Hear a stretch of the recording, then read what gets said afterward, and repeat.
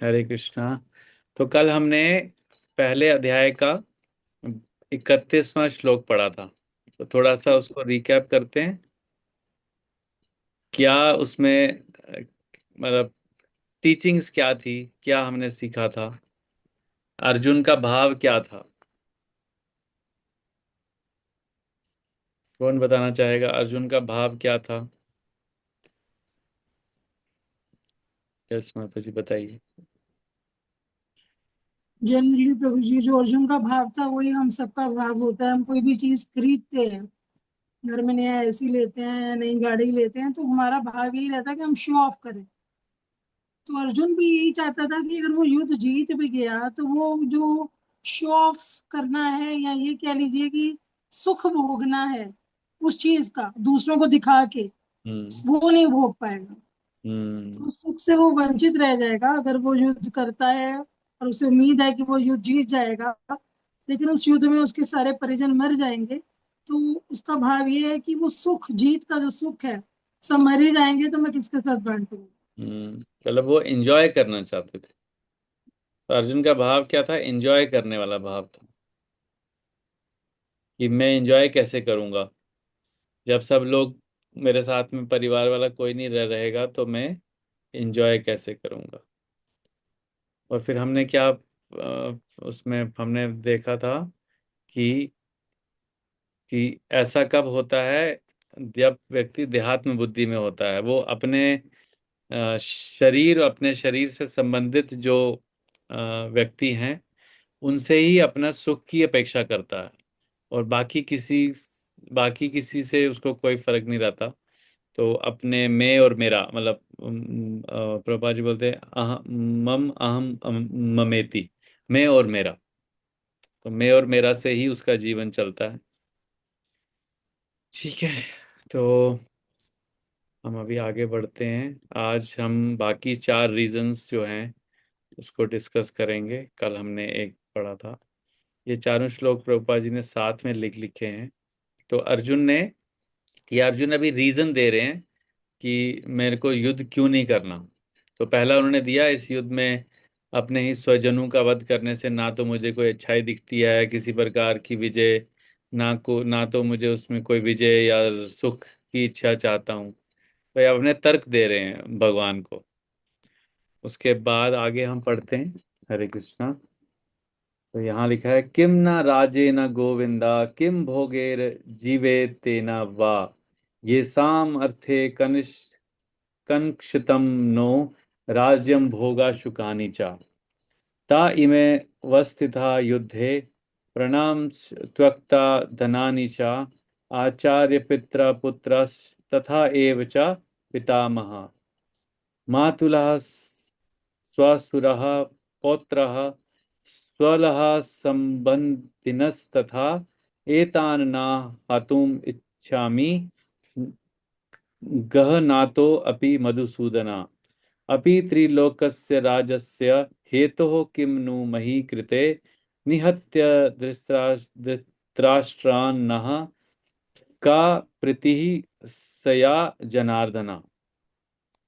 तो ये 5 श्लोक अर्जुन ने एक साथ बोले। कल हमने एक पढ़ा, बाकी 4 आज पढ़े। इसका तात्पर्य बहुत इंपॉर्टेंट है। हमें हमारी अपनी अ, जो वास्तविकता है वही यहाँ हमें समझ में आएगी। तो साथ में इसको दोहराते हैं। हे गोविंद, हे हे गोविंद, गोविंद, हमें राज्य, सुख अथवा इस जीवन से क्या लाभ। हमें हमें राज्य राज्य सुख अथवा इस जीवन से क्या लाभ। से क्या लगा। क्योंकि जिन सारे लोगों के लिए हम इन्हें चाहते हैं, क्योंकि क्योंकि जिन जिन सारे सारे लोगों लोगों के के लिए लिए हम हम इन्हें इन्हें चाहते उन्हें चाहते हैं, हैं, वह ही इस युद्ध भूमि में खड़े हैं। वे ही वे इस ही इस युद्ध खड़े भूमि में में खड़े खड़े हैं। हैं। हे मधुसूदन, हे हे मधुसूदन, मधुसूदन, जब गुरुजन, जब जब जब गुरुजन, गुरुजन, पितृगण, पुत्रगण, पितृगण, पुत्रगण, पितृगण, पुत्रगण, पितामह, मामा, ससुर, पितामह, पितामह, मामा, मामा, ससुर, ससुर, पौत्रगण, पौत्रगण, पौत्रगण, साले तथा अन्य सारे संबंधी साले साले तथा तथा अन्य तथा अन्य सारे संबंधी अपना अपना धन एवं प्राण देने के लिए अपना अपना अपना अपना एवं धन प्राण एवं देने प्राण देने के लिए तत्पर हैं तत्पर हैं तत्पर है और मेरे समक्ष खड़े हैं, और मेरे और समक्ष खड़े हैं। समक्ष खड़े हैं। तो फिर मैं इन सबको क्यों मारना चाहूंगा? तो तो फिर मैं इन मैं इन सबको क्यों सबको क्यों मारना मारना चाहूंगा? चाहूंगा? भले ही वह मुझे क्यों ना मार डालें। भले भले ही ही वे वे मुझे मुझे क्यों क्यों न न मार मार डालें। डालें। हे जीवों के पालक, हे हे जीवों के जीवों के पालक, पालक, मैं इन सब से लड़ने को तैयार नहीं, मैं मैं इन इन सबों सबों से से लड़ने लड़ने को को तैयार तैयार नहीं। भले ही बदले में मुझे तीनों लोग क्यों ना मिलते हों। भले भले ही ही बदले में मुझे दोनों लोग क्यों न मिलते हों। इस पृथ्वी की तो बात ही छोड़ दे। इस इस इस पृथ्वी की पृथ्वी तो की तो बात ही बात छोड़। ही छोड़ दें। भला धृतराष्ट्र के पुत्रों को मारकर भला धृतराष्ट्र के पुत्रों को मारकर हमें कौन सी प्रसन्नता मिलेगी? हमें हमें कौन सी कौन सी प्रसन्नता प्रसन्नता मिलेगी? मिलेगी? कितना कितना क्या भाव हो गया अर्जुन का। तो इसको तात्पर्य से समझने की कोशिश करते हैं। तो जिन्होंने नहीं पढ़ा है काफी दिनों से, मैं रिक्वेस्ट करूंगा कि आप लोग पढ़िए। मैं पढ़ देती हूँ। हाँ जी, पढ़िए साक्षी माता जी। अर्जुन ने भगवान कृष्ण को गोविंद कहकर संबोधित किया, क्योंकि वे गोवों तथा इंद्रियों की समस्त प्रसन्नता के विषय हैं। इस विशिष्ट शब्द का प्रयोग करके अर्जुन संकेत करता है कि कृष्ण यह समझे कि अर्जुन की इंद्रियां कैसे तृप्त होंगी, किंतु गोविंद हमारी इंद्रियों को तुष्ट करने के लिए नहीं है। हाँ, यदि हम गोविंद की इंद्रियों को तुष्ट करने का प्रयास करते हैं तो हमारी इंद्रियां तब तक तुष्ट होती हैं।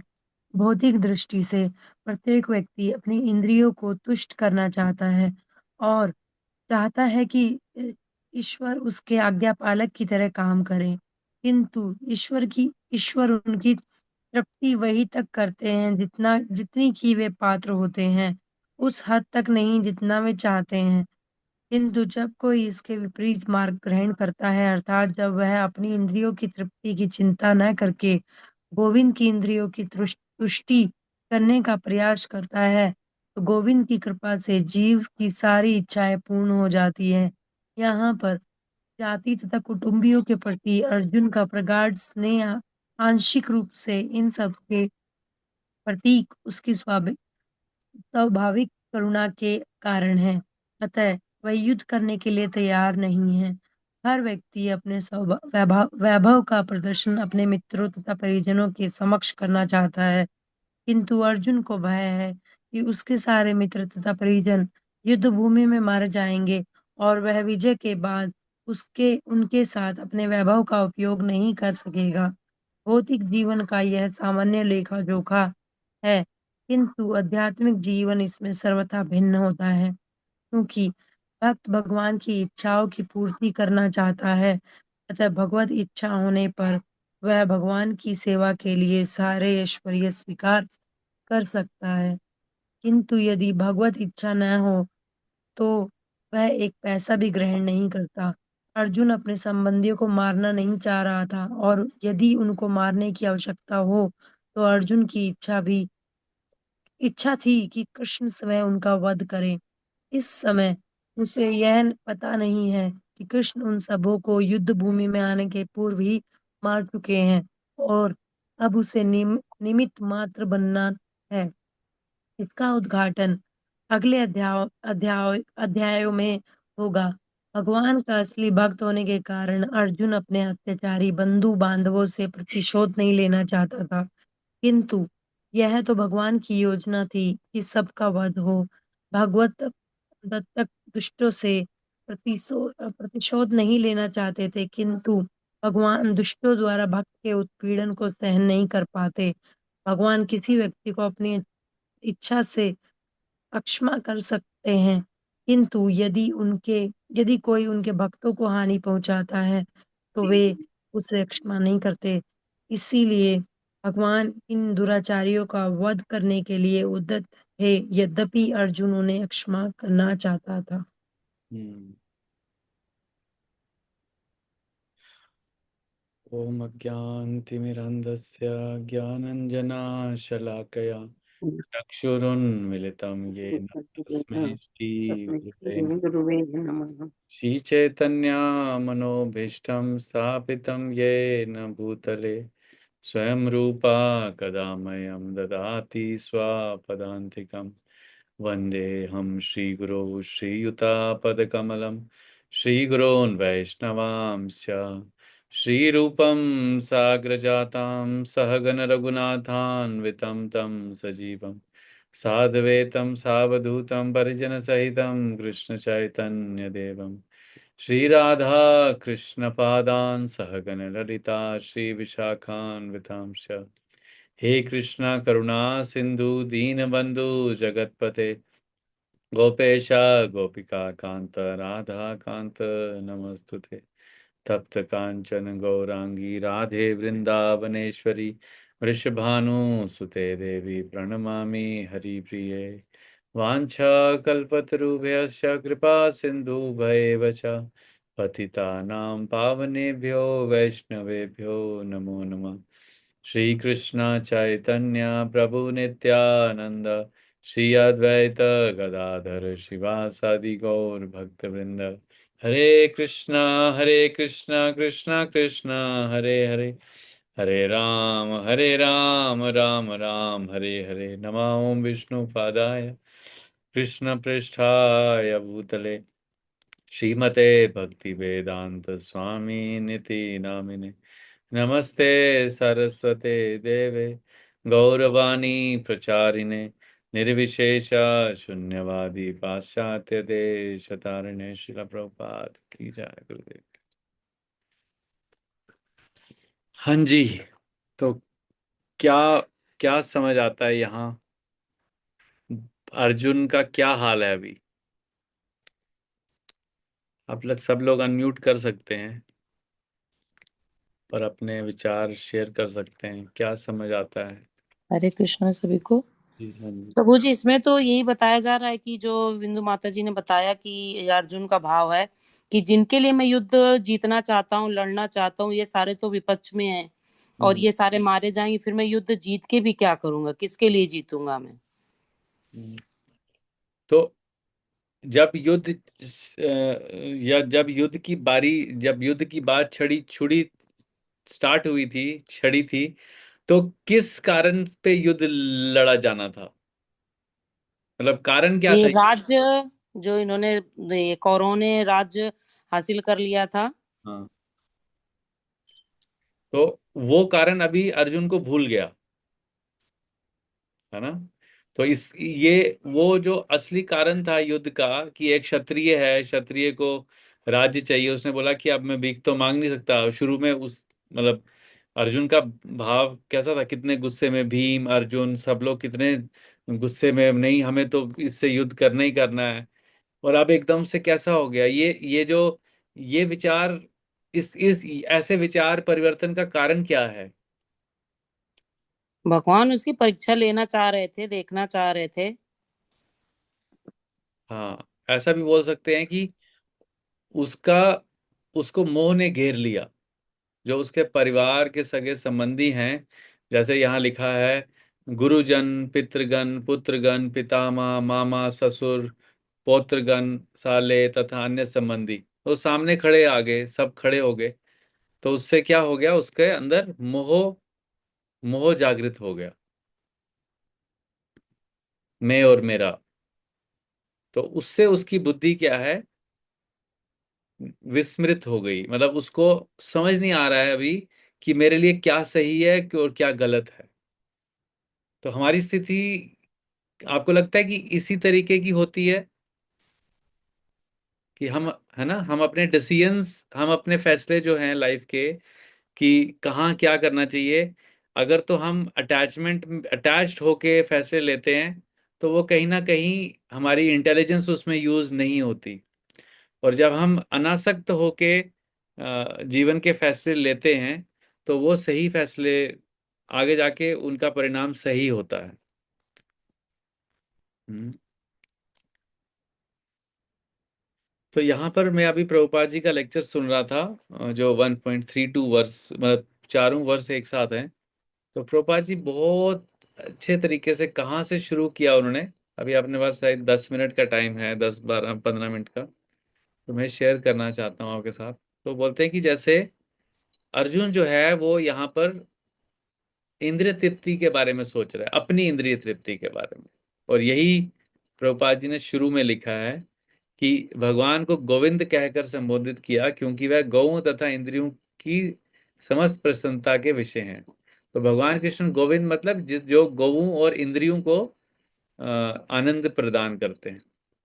तो यहाँ पर अर्जुन जो है वो भगवान की इंद्रियों की प्रसन्नता के लिए सोच नहीं रहे हैं, वो अपनी इंद्रियों की प्रसन्नता के लिए सोच रहे हैं। जैसे बिंदु माता जी ने कहा कि उनका क्या भाव है कि जब मैं जीत जाऊंगा अगर, तो क्योंकि उनको पता है कि भगवान मेरे साथ हैं तो मैं जीत जीत जाऊंगा, लेकिन मैं इन अपनी इंद्रियों का भोग कैसे करूंगा, मतलब जैसे दिखावा कैसे करूंगा, या कोई चीज खाने के लिए लाऊंगा तो सबके साथ शेयर नहीं नहीं कर पाऊंगा, कोई होगा नहीं, तो शो ऑफ कैसे करूंगा।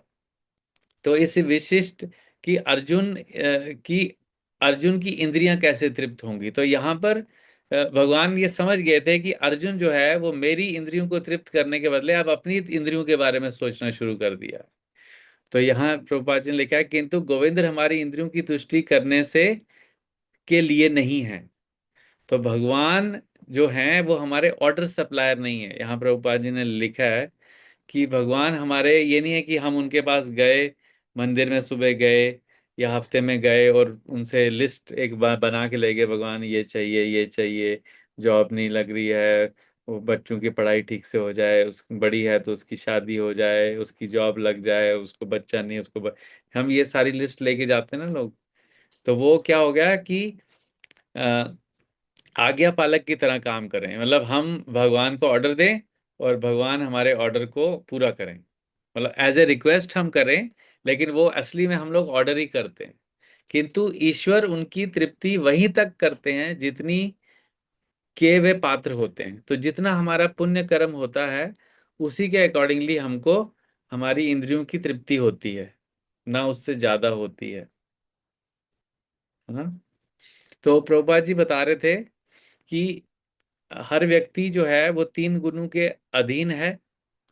जब 3 गुणों के अधीन है तो वो कभी वो सत्व गुण में है, कभी रजोगुण में है, कभी तमोगुण में है। तो यहाँ पर व्यक्ति जब मोह में होता है तो वो तमोगुण में होता है। तमोगुण में जब व्यक्ति होता है तो उसकी बुद्धि जो है वो काम करना बंद कर देती है और उसको सिर्फ एक ही चीज दिखता है, मैं और मेरा, मैं और मेरा, मतलब मेरे साथ जो जुड़े हैं वो। और फिर उसके बाद प्रभुपाद जी बताते हैं कि मतलब उसके लिए अ, उसके लिए बाकी चीजें मैटर नहीं करती, सिर्फ ये मैटर करता है कि मेरे को इससे क्या फायदा होगा, what is in it for me, मेरे लिए क्या है। मान लो ठीक है इतना बड़ा युद्ध होगा, राज्य मिलेगा, मान लो मुझे इंद्रप्रस्थ वापस भी मिल गया, वो भी मिल जाएगा, भगवान मेरे साथ है, मैं जीत भी जाऊंगा, लेकिन मैं एंजॉय कैसे करूंगा। तो वो भाव जो है वो अर्जुन का है। और जैसे ही किसी व्यक्ति की बुद्धि विस्मृत होती है, वो तमोगुण के अधीन होता है, तो उसके अंदर ऐसे भाव आते हैं। तो यहाँ पर जाति तथा कुटुंब के प्रति अर्जुन का प्रगाढ़ स्नेह आंशिक रूप से इन सब के प्रति उसकी स्वाभाविक करुणा के कारण है। हाँ, ये एक दूसरा एंगल बता रहे हैं कि है तो वो भगवान के भक्त हैं अर्जुन, तो उनके अंदर करुणा भाव तो है ही, लेकिन युद्ध करने तो वो अभी इसी कारण वो युद्ध करने के लिए तैयार नहीं है। लेकिन उनका जो अ, मतलब जो उनका जो इंटरनल रीजन है युद्ध नहीं करने का, वो है कि उनकी इंद्रियों की तृप्ति नहीं होगी। और जब लास्ट में जब भगवत गीता पूरी अर्जुन सुनते हैं, उसके बाद जब बोलते हैं कि आप जो बोलोगे मैं वही करूंगा, तो वहां पर उसमें प्रभुपाद जी पढ़ में लिखते हैं कि एक्चुअली अर्जुन को इसी पॉइंट तक लाने के लिए भगवान ने इतना बड़ी भगवत गीता बोली कि जो जो उसको इंस्ट्रक्शन में दूंगा वो करेगा। तो उसी के लिए भगवत गीता बोली गई पूरी, कि हम एट द एंड हम वो करें जो भगवान हमसे करवाना चाहते हैं। अभी तक हम वो करते हैं जो हम करना चाहते हैं, या जो भगवान से हम वो कराना चाहते हैं जो हमें हमें चाहिए, कि हमें ये करा दो, ये करा दो, जॉब दिला दो, वट एवर, वो जो भी है। लेकिन भगवत गीता पढ़ने के बाद में, भगवत गीता, प्रभुपाद जी बताते हैं कि भगवत गीता को बोला जाता है भक्ति योग जो है, दैट इज वैराग्य विद्या। तो वैराग्य विद्या मतलब दो चीज उन्होंने बताया, एक तो है ज्ञान और वैराग्य। जैसे हम अभी भगवत गीता पढ़ रहे हैं ना, तो हम लोग ज्ञान अर्जित कर रहे हैं। लेकिन जैसे एक पेड़ में, पेड़ की जड़ में पानी डालते हैं कि उसमें से फूल निकले और फिर उससे फल निकले, तो ऐसे ही भक्ति योग जो है, भक्ति योग जब हम करते हैं और उसमें पहले हम ज्ञान अर्जित करते हैं। तो ज्ञान अर्जित करना हो गया सींचना, मतलब अपनी आत्मा को सींचना। उसके बाद जो उसका फल निकलता है वो है वैराग्य, मोह का उल्टा वैराग्य। तो अगर हम ज्ञान अर्जित कर रहे हैं और हमारे अंदर वैराग्य उत्पन्न नहीं हो रहा है, तो मतलब हम सिर्फ ज्ञान ही अर्जित कर रहे हैं। वो ऐसा हो गया कि एक पेड़ में, पेड़ की जड़ में खाद डालते जा रहे हैं, पानी डालते जा रहे हैं, लेकिन उसमें फल नहीं निकल रहा। तो भक्ति भक्ति योग जो है, उसका फल क्या है? वैराग्य। तो प्रभुपाद जी बोलते हैं ये जो कृष्ण कॉन्शियसनेस है, कृष्ण भावनामृत संघ है, ये यहाँ जो सिखाया जाता है वो क्या सिखाया जाता है? वैराग्य विद्या। और कैसी वाली वैराग्य विद्या?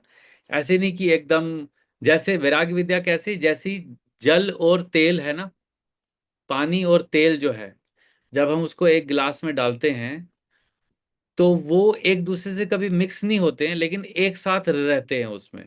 उस गिलास में अगर हम देखेंगे तो तेल भी रहता है, पानी भी रहता है, लेकिन वो आपस में कभी मिक्स नहीं होते।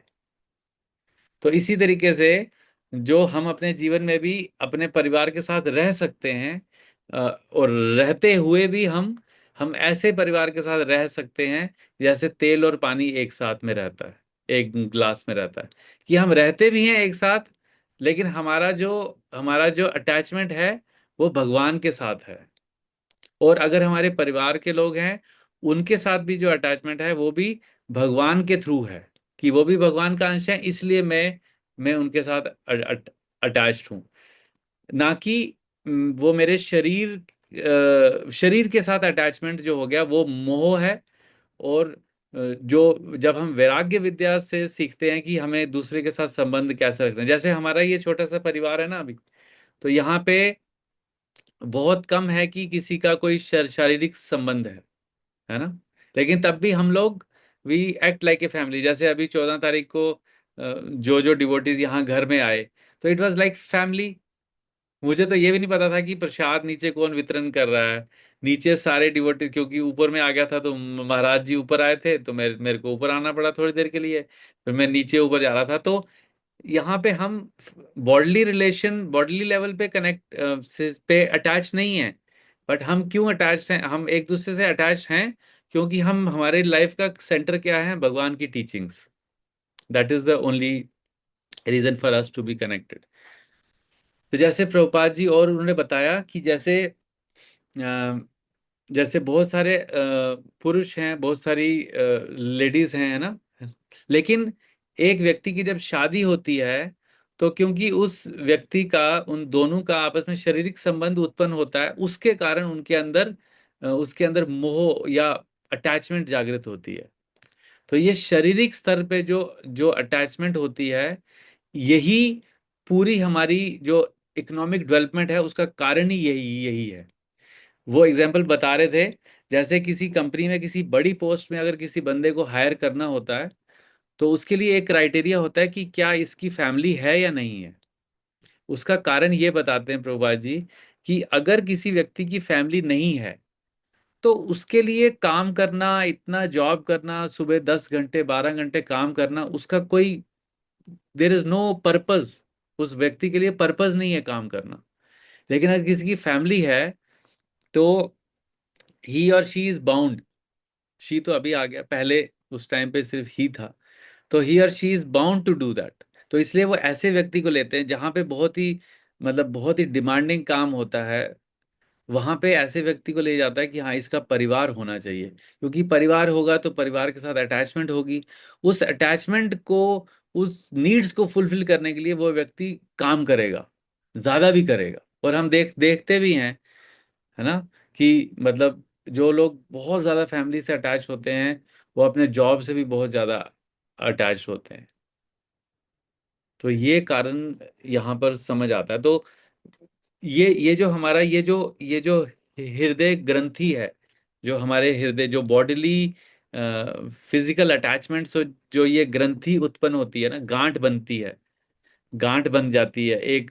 ऐसे तो हम देखेंगे कि लेडीज बहुत सारी हैं, लेकिन सबके साथ हर एक का अटैचमेंट नहीं होता। अट्रैक्शन हो सकता है, अटैचमेंट नहीं होता है। अटैचमेंट सिर्फ एक अपनी पत्नी के साथ ही होता है। तो ऐसे सिमिलरली फॉर द वुमेन, बहुत सारे आदमी हैं, अट्रैक्शन हो सकता है, बहुत के साथ हो सकता है, लेकिन जो ग्रंथि है, जो अटैचमेंट है, वो सिर्फ अपने पति के साथ होता है। तो क्यों होता है? क्योंकि शारीरिक लेवल पे अटैचमेंट है। That is the cause of entire. मतलब जैसे ही किसी की शादी होती है ना, किसी की शादी होती है, तो बोलते हैं हाँ अब घर चाहिए। फिर जब घर आ जाता है तो फिर उसके बाद बच्चे हो गए, अब उसके लिए और बड़ा घर चाहिए, फिर गाड़ी चाहिए। तो इस तरीके से जो ये फिजिकल अटैचमेंट है, this is the cause of entire economic development. पूरा जो वर्ल्ड में इतना बड़ा इकोनॉमिक डेवलपमेंट होता है, ये पॉलिसीज वो पॉलिसीज, उसका कारण है सिर्फ हमारा शारीरिक संबंध के प्रति अट्रैक्शन। यहाँ अर्जुन उसी से वो अभी मोहग्रस्त हैं। वो बोल रहे हैं सारे तो मेरे संबंधी हैं। तो इसलिए वो बोलते हैं मेरे को युद्ध करने का कोई रीजन, मैं तो जंगल में चला जाऊंगा, वहां पे भीख मांगू, और अगर वो मुझे मारना भी, मैं तो युद्ध नहीं करूंगा। अगर वो मेरे को युद्ध करके मारना चाहते हैं तो भी ठीक है, और अगर मुझे 3 लोग भी मिल जाते हैं तो भी मैं ये युद्ध नहीं करूंगा। मतलब कितना अटैचमेंट हो गया अर्जुन को अपने फैमिली से। मैं जो जो उसके पूरे फैमिली को वहां देख रहे हैं ना।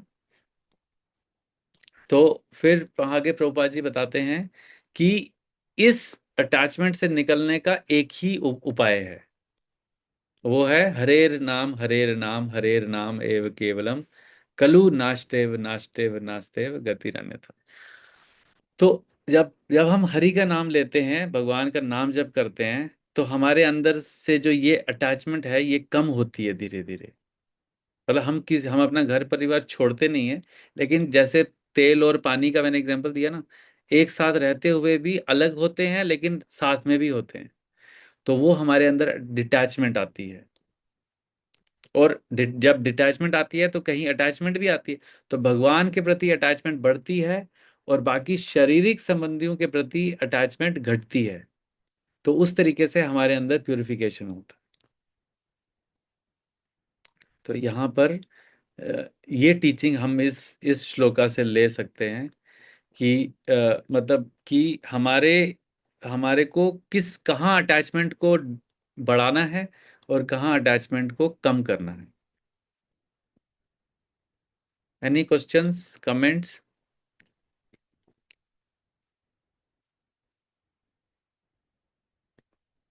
तो हरे कृष्ण प्रभु जी, तो इसमें क्या हम ये बोलेंगे कि हम दिखावा ही कर रहे हैं दुनिया में? बिल्कुल। आप क्योंकि अगर हमें अटैच डिटैच रहना है तो दिखावा ही हुआ, मतलब to show public that we have sympathy towards you, but internally we don't have that sympathy. नहीं नहीं, अच्छा आप उस कॉन्टेक्स्ट में बोल रहे हैं।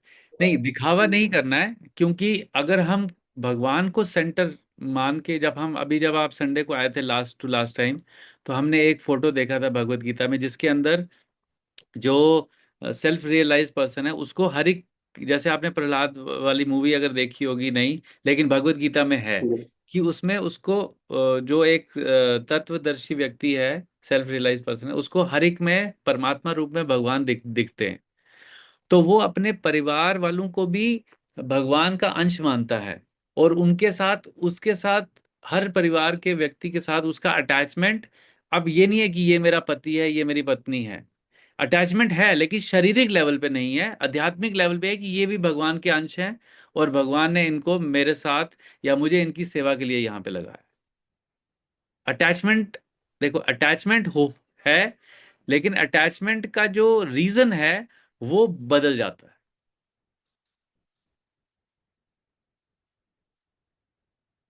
Hope hope I am clear. Yes Prabhu ji. मतलब अभी जो हमारा अटैचमेंट है वो फॉल्स ग्राउंड पे है, वो शारीरिक लेवल पे है, लेकिन उस फॉल्स ग्राउंड से हमें उसको एक्चुअल ग्राउंड पे लाना है। और वो तब होगा जब हमारे हमारे अंदर ये हमारे को ये समझ आ जाएगा कि that I am not this body, मैं ये शरीर नहीं हूं।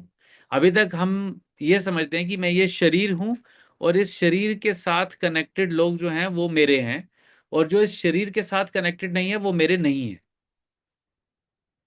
ये हमारा अभी तक का कॉन्सेप्ट है। हम इस कॉन्सेप्ट पे अभी तक अपने को ये मेरा है और ये मेरा नहीं है ऐसा हम डिफरेंशिएट करते हैं। लेकिन एक व्यक्ति जब आध्यात्मिक, जब अपने को अपनी रियल आइडेंटिटी उसको समझ आज आज आ जाती है at the level of soul, आत्मा के लेवल पे, तो वो किसी को वो उसके लिए हर कोई अपना है और उसके लिए कोई पराया नहीं है। तो जैसे भगवत गीता में बताते हैं कि एक स्वरूप सिद्ध व्यक्ति है जो कि एक एक मनुष्य, एक एक पंछी, एक गाय, एक हाथी को समान रूप, इवन एक चांडाल को समान रूप में देखता है। This is the quality of a pure devotee. सम समदर्शिना, मतलब वो हर व्यक्ति को समान दृष्टि से देखता है, क्योंकि उसके शरीर को देखता ही नहीं है, वो उसके अंदर बैठे हुए परमात्मा रूप में को देखता है। तो इसमें दिखावा नहीं है। धीरे धीरे सिर्फ उसका जो सेंटर पॉइंट है कि कहाँ से वो उसके साथ अपने आसपास जो लोग हैं उनके साथ किस लेवल पे अटैचमेंट है, वो सिर्फ बदल जाता है बस।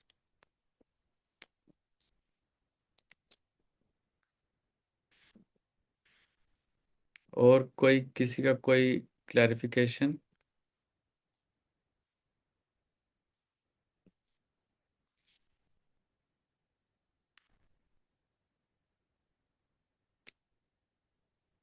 तो यहाँ पर जो मेन पॉइंट यहाँ है कि ये सारा जो अर्जुन के माइंड में जो ये सब चीजें आ रही हैं, ये उसके देहात्म बुद्धि के कारण आ रही हैं, ये उसके मोह के कारण आ रही हैं। तो और जैसे जैसे आगे हम देखते जाएंगे, जैसे जैसे अर्जुन को भगवान से उपदेश मिलना शुरू होगा जब, तो धीरे धीरे उसका मतलब 40 मिनट में भगवत गीता बोली गई थी कुरुक्षेत्र में, तो 40 मिनट में उसका मोह खत्म हो जाएगा, और वो भगवान की इंस्ट्रक्शन के अकॉर्डिंगली वो युद्ध करेगा। अब हम ये भगवत गीता पूरी भी पढ़ लेते हैं, अगर पूरी 2 बार भी पढ़ ले, 4 बार भी पढ़ ले, तब भी हमारे को उस लेवल पे समझ नहीं आता जितना अर्जुन को 40 मिनट में एक बार बोलने में समझ आ गया था। तो इसलिए हमारे लिए इसको बार बार पढ़ना और खासकर डिस्कस करना वो बहुत इंपॉर्टेंट है। लेकिन हमें इसका कॉन्सेप्ट समझ आना चाहिए कि भगवत गीता जो है वो वैराग्य विद्या है। स्टार्टिंग में जो अर्जुन है वो बहुत ही अटैच्ड हैं, और लास्ट में सेम व्यक्ति हैं, सेम युद्ध वाला बैटल ग्राउंड है, सब कुछ सेम है, लेकिन शुरू में वो अटैच्ड हैं, अपने को शरीर लेवल पे हैं, और एंड में वो भगवान के अंश, अपने को भगवान का अंश मान के भगवान के वचनों का पालन कर रहे हैं। सिंपल सेम पर्सन है, कोई चेंज नहीं हुआ उनमें, वही अर्जुन है, पांडु के पुत्र हैं, तो हम भी वही हैं। लेकिन हम हमारे लिए भगवत गीता को पूरा कंप्लीट करके हम अगर उस लेवल पे पहुंच जाते हैं, तो that should would be the perfection of understanding Gita, कि हम ये समझ जाएं कि हम ये शरीर नहीं। This is the goal of reading Bhagavad Gita.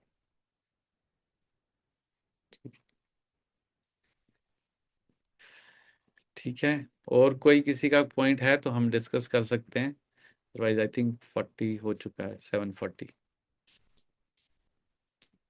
ठीक है, हरे कृष्णा, श्रीला प्रभुपाद की जय, और भक्त हरे कृष्ण।